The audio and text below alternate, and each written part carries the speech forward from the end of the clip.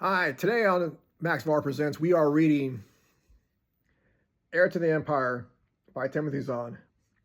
Now, this is one of my favorite stories. In fact, it's one of my favorite trilogies.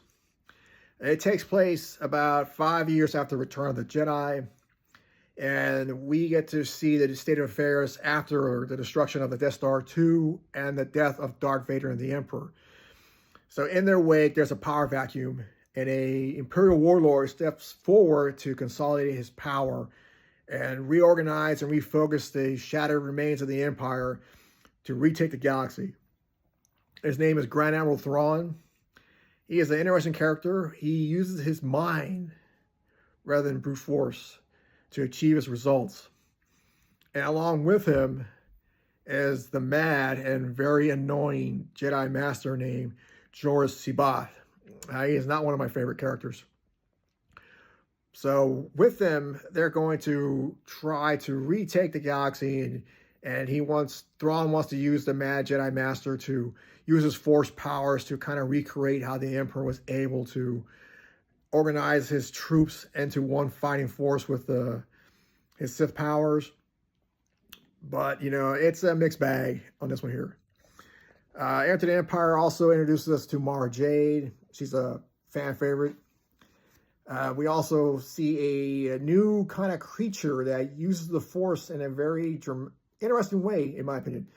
I really hope this creature here gets more time to shine in other stories, but it does get introduced here into the Heir to the Empire.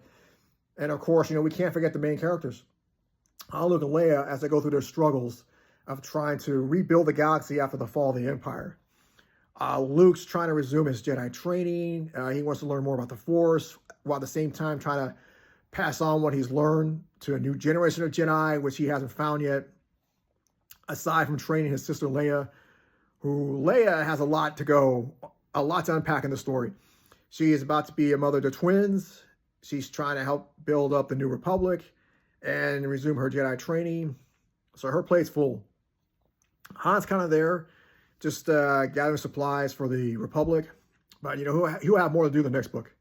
So overall, if you're curious to see what happens after Return of Jedi and pre-Disney, I highly recommend this book here. It does have some pacing issues. It does slow down a bit. And there's a lot of things in here that you either will like or you'll dislike, but it does not take away from the quality of the story. I give this book here 4.5 out of 5 stars.